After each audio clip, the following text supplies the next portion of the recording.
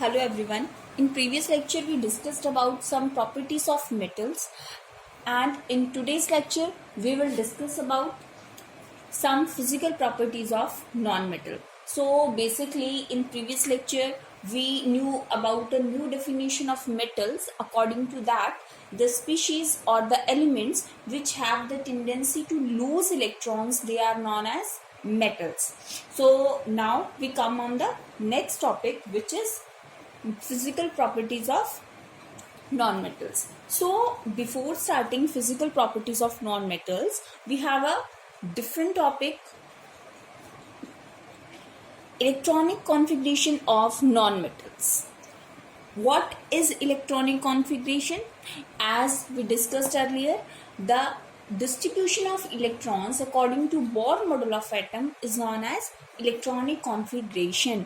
सो जैसा कि हमने डिस्कस किया about metals, similarly it is applied for the non metals.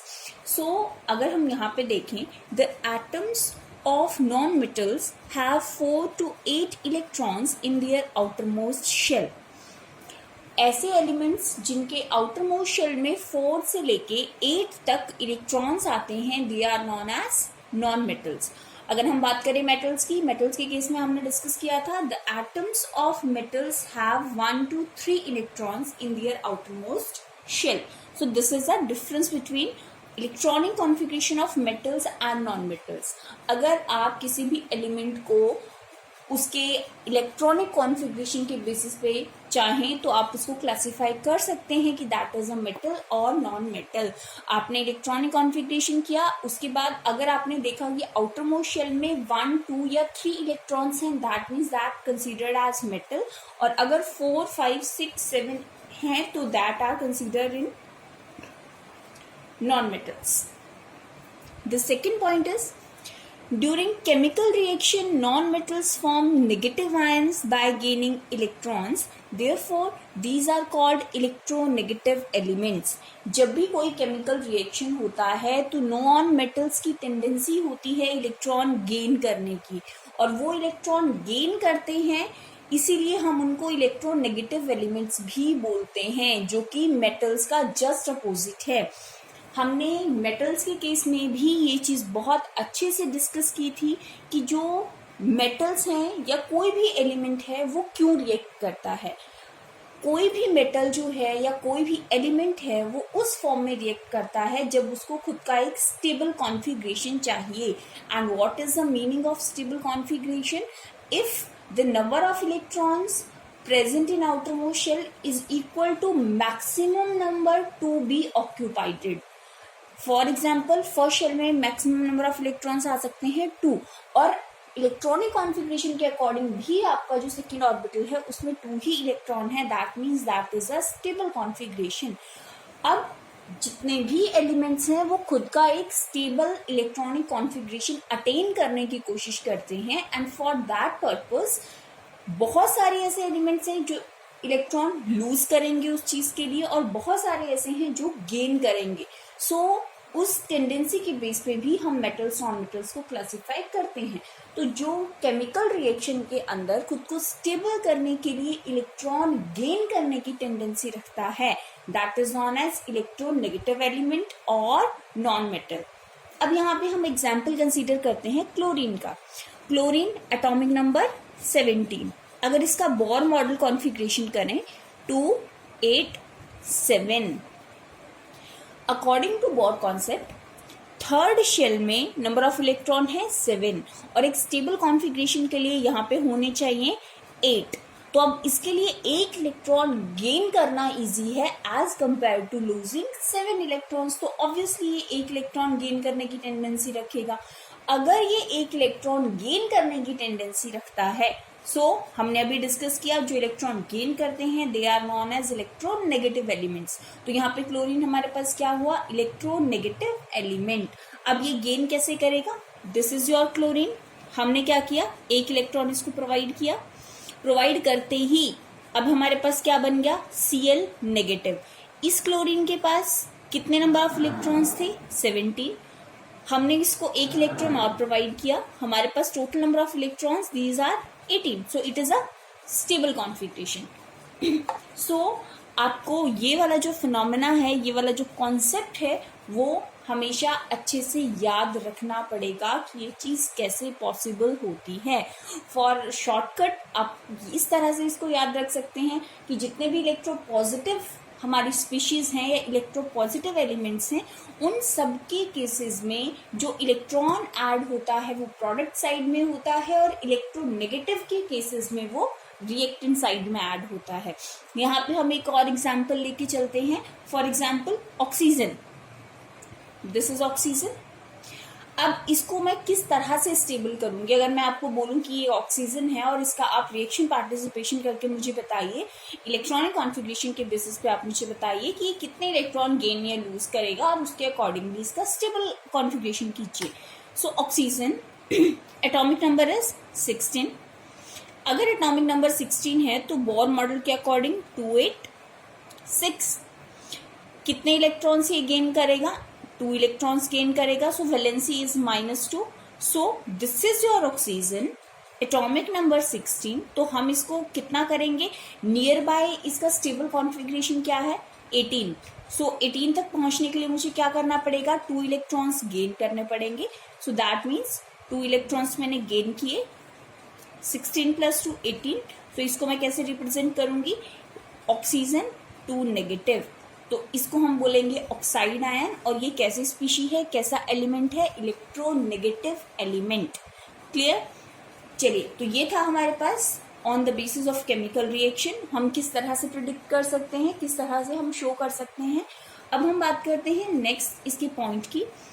So अगर हम बात करते हैं एक डिफरेंट डेफिनेशन की, जो हम बचपन से पढ़ते आ रहे हैं, उससे एक डिफरेंट डेफिनेशन की जो हमने अभी अभी रिसेंटली सीखा है, उसके बेसिस पे।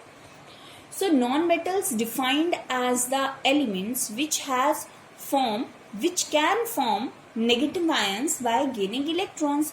Non-metal ऐसे elements होते हैं जो negative ion form करते हैं electrons gain करके। Clear? So this is the definition of non-metals. Clear? अगर क्लास 10th में आपसे एग्जाम पॉइंट ऑफ व्यू से अगर हम बात करें, आपके पास डेफिनेशन आती है मेटल की, define metal, define non metal, so आप अपना वो जो हमारी प्रीवियस क्लासेस की डेफिनेशन है कि जो प्रॉपर्टी बेस्ड है, वो डेफिनेशन हम कंसीडर नहीं करेंगे। उसके प्लेस पे हम ये वाली जो डेफिनेशन है इसको कंसीडर करेंगे, और यही वाली डेफिनेशन जो है उसको स्टडी करेंगे। अब हम बात करते हैं physical properties of non metals. Physical properties, जैसे कि मैंने बहुत बार, जब भी फिजिकल वर्ड आता है, फिजिकल प्रॉपर्टीज का वर्ड आता है, मैं बहुत बार सबसे पहले इस वर्ड को, इस टर्म को कई बार एक्सप्लेन कर चुकी हूँ। अभी मैंने मेटल के केसेस में इस टर्म को दोबारा रिपीट नहीं किया था, लेकिन अभी फिर से करती हूँ। What do you mean by physical properties? किसी भी चीज की जो मॉर्फोलॉजिकल प्रॉपर्टीज होती हैं, they are known as physical properties. What is morphological? किसी चीज को देख के आप उसके बारे में जो एजम्पशंस बनाते हैं, they are known as physical properties. For example, आपके सामने एक बस है और मैंने आपको बोला कि आप इसके बारे में कुछ पॉइंट्स बनाइए। आपको क्या लगता है कि इसकी क्या क्या प्रॉपर्टीज हैं? तो ऑब्वियसली आप उसकी शेप के ऊपर कमेंट करेंगे। आप एज्यूम करेंगे कि maybe that is made up of plastic, और maybe steel, maybe iron, not sure. तो आप ये नहीं बता सकते कि उसका कॉम्पोजिशन क्या है, तो वो पॉइंट वैलिड नहीं है। लेकिन उसका जो शेप है आप उसको देख के बता सकते हैं। क्लियर? उसके कितने व्हील्स लगे हुए हैं, व्हील्स का कलर क्या है, बस का कलर क्या है। सो ऐसी प्रॉपर्टीज जो हम किसी भी चीज की अपीयरेंस के बेसिस पे उसकी इंटरनल स्टडी को, इंटरनल स्ट्रक्चर को, कॉम्पोजिशन को स्टडी किए बिना देते हैं, that is known as physical properties. तो अभी हम बात करते हैं नॉन मेटल्स की फिजिकल प्रॉपर्टीज के बारे में। First point, they may be solid, liquid और गैसेस एट रूम टेम्परेचर। जो हमारे पास नॉन मेटल्स हैं वो सॉलिड, लिक्विड, गैसेस कुछ भी हो सकती हैं रूम टेम्परेचर पे। Very surprising but quite interesting.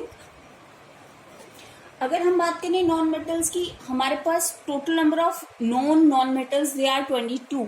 118 elements में से 22 जो हैं वो हमारे पास नॉन मेटल्स हैं। इवन जो हमारी नोबल गैसेस हैं they are also considered in non metals. तो जो हमारी नॉन मेटल्स हैं they are considered as solid, liquid और गैसेज एट रूम टेम्परेचर। अलग अलग प्रॉपर्टीज को वो शो करते हैं। जैसे कि फॉर एग्जाम्पल अगर मैं बात करूं गैस की, गैस के अंदर hydrogen, oxygen, nitrogen, fluorine, chlorine, helium, neon, organ, ये सारे जो हैं ये गैसियस फॉर्म में मिलने वाले नॉन मेटल्स हैं। अगर मैं बात करूं लिक्विड की, लिक्विड हमारे पास सिर्फ एक ही नॉन मेटल है, दैट इज ब्रोमीन। और अगर हम बात करें लिक्विड मेटल की, दैट इज मरकरी। अगर मैं बात करूं सॉलिड, सॉलिड के अंदर आ जाएगा carbon, phosphorus, sulphur and iodine. तो जो हमारी नॉन मेटल्स हैं वो सॉलिड, लिक्विड, गैसेस कुछ भी हो सकती हैं। अगर हम मेटल्स की बात करें, मेटल के केस में था कि mostly metals are solid in nature, but अगर नॉन मेटल्स की बात करें हमारे पास ये किसी भी फॉर्म में हो सकती हैं। सॉलिड मेटल्स के केस में एक ही हमारे पास जो था वो एक्सेप्शन था, that is about mercury. Mercury is liquid at room temperature. Okay, the second property is non metals are non lustrous. उनके अंदर कोई भी शाइन जो है नॉन मेटल के अंदर नहीं होती और उनको हम पॉलिश भी नहीं कर सकते। बट अगर मैं बात करूं एक्सेप्शन की, तो यहाँ पे हमारे पास एक एक्सेप्शन है, graphite and iodine are lustrous. Graphite means it is a allotrope of carbon.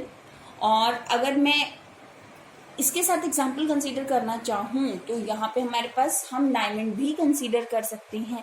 बहुत ज़्यादा लश्रस होता है, but that is because of refractive index, high refractive index, तो उसको हम यहाँ पे कंसीडर नहीं करेंगे। यहाँ पे हम सिर्फ दो ही लश्रस, नॉन लश्रस की एक्सेप्शन कंसीडर करते हैं, they are graphite and iodine.